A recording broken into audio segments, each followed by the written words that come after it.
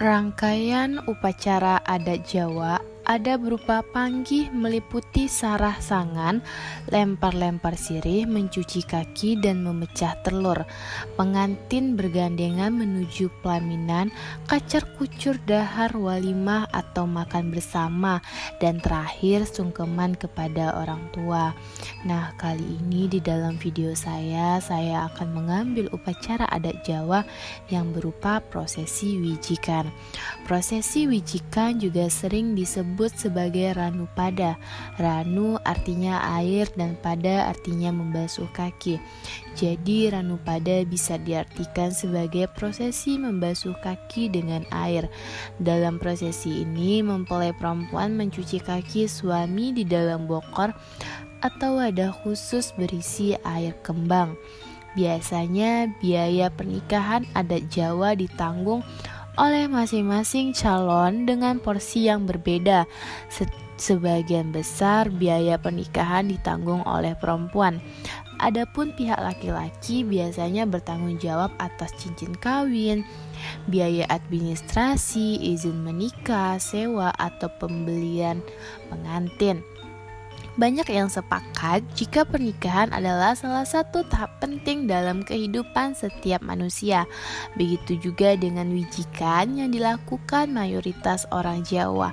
Putriana menyampaikan jika manusia dalam perjalanan hidupnya akan mengalami peristiwa ketika dilahirkan, ketika menikah, dan ketika meninggal dunia.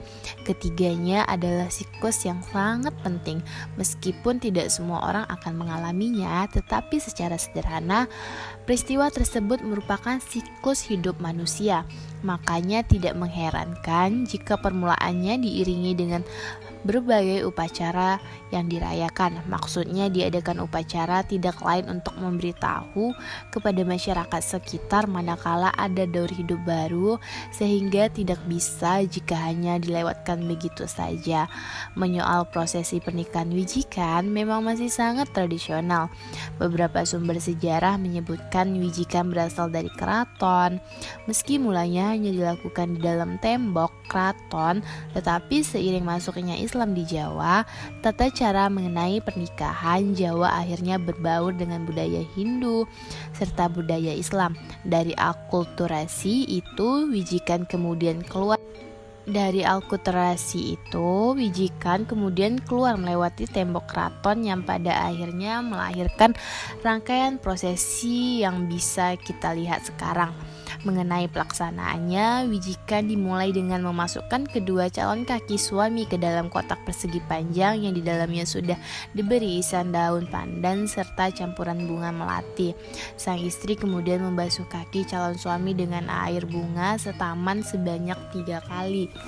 Setelah itu dilanjutkan dengan menggelap kaki sampai kering, lalu menghantar sembah bakti istri kepada calon suami. Selanjutnya, mempelai pria akan membantu pasangan untuk berdiri di simbol perlindungan suami kepada istrinya kelak.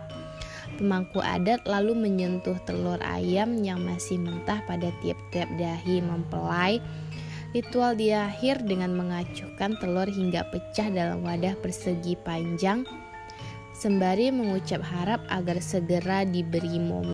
Bismillahirrahmanirrahim. Assalamualaikum warahmatullahi wabarakatuh. Di sini saya bersama narasumber saya, bersama Ibu Sri Atmajayanti. Saya di sini akan menjelaskan atau akan menanyakan beberapa pertanyaan tentang prosesi wijikan.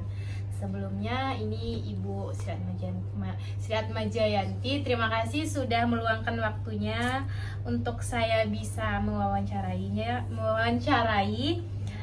Sebelumnya saya mau nanya nih Bu, tentang prosesi wijikan tersebut. Kalau dari Ibu, apakah harus temu manten dari prosesi wijikan tersebut? Ya, kalau harusnya sebenarnya tidak harus, tapi karena adat Jawa itu, jadi supaya membuat kita itu saling menghargai, saling mengenal adat Jawa itu, jadi dibuatlah seperti itu. Jadi supaya kita mengingat dan anak-anak cucu kita nanti tahu, begitulah adat istiadat Jawa itu, seperti itu. Seperti itu. Pertanyaan selanjutnya, upacara temu manten merupakan salah satu rangkaian wajib dalam upacara adat pernikahan dalam Jawa, Bu? Kalau wajib dalam adat Jawa itu ya seperti itu, supaya melengkapi adat Jawa itu dibuatlah seperti itu. Jadi memang mereka harus melakukan adat ritual Jawa itu seperti itu. Pertanyaan selanjutnya, apa makna kacar kucur upacara panggih manten itu, Bu?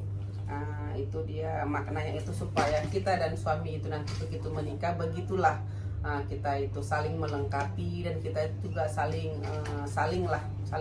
mengerti sama lain, dan juga itu kan kita punya tetangga, punya apa, jadi supaya saling kita melengkapi lah di situ, seperti itu. Pertanyaan selanjutnya, apakah sebuah adat hanyalah simbolis semata dan sebagai bagian dari seru-seruan aja? Jika iya, kenapa masih saja dilakukan sampai sekarang? Apakah itu cara menghargai yang benar? Kalau dibilang untuk seru-seruan, ada juga unsur di situ untuk kita tuh saling seru, supaya kita itu adat itu tidak kita anggap kayak monoton begitu. Jadi kalau dibuat seperti itu kan jadi anak-anak kita ya, cucu-cucu kita itu nanti jadi mau melanjutkan begitulah adat Jawa itu begitu. Jadi supaya tidak dilupakan adat Jawa itu seperti itu. Pertanyaan selanjutnya, Bu, nih ya, kan kalau misalnya kita ngantar pengantin tuh ada sosok laki-laki pendamping untuk pengantar pengantin tersebut, itu di dalam adat Jawa disebut sebagai apa ya, Bu? Pagar bagus atau manggolo. Itu dianya pihak laki-laki yang mendampingi pengantin pria itu untuk menjemput pengantin prianya.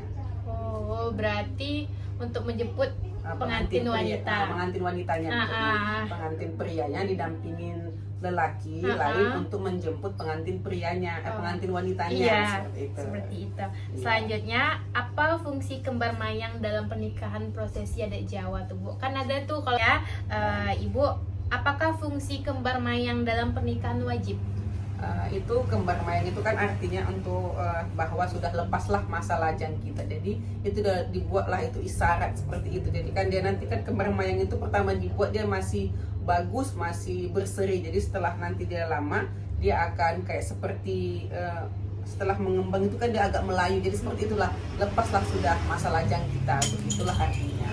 Itu juga kembar mayang itu seperti apa ya teman-teman? Pelepah kelapa ya, pelepah kan, kelapa Bu? yang dibentuk, yang diukir disusunkan satu-satu padu untuk gitu, mengantarkan pengantin adat Jawa untuk menemui si pengantin wanitanya. Pertanyaan terakhir nih ya, Bu, apakah boyongan itu wajib? Boyongan itu dia wajib, karena kalau kita tidak membuat boyongan itu nanti kita dapat sanksi sosial dari tetangga-tetangga atau dari saudaranya. Jadi boyongan itu memang wajib dalam adat istiadat Jawa. Seperti itu ya teman-teman, beberapa pertanyaan yang sudah kita tanyakan kepada Ibu Sri Atma Jayanti. Sekali lagi saya mengucapkan terima kasih buat Ibu, sama-sama, karena telah meluangkan waktunya sudah sampai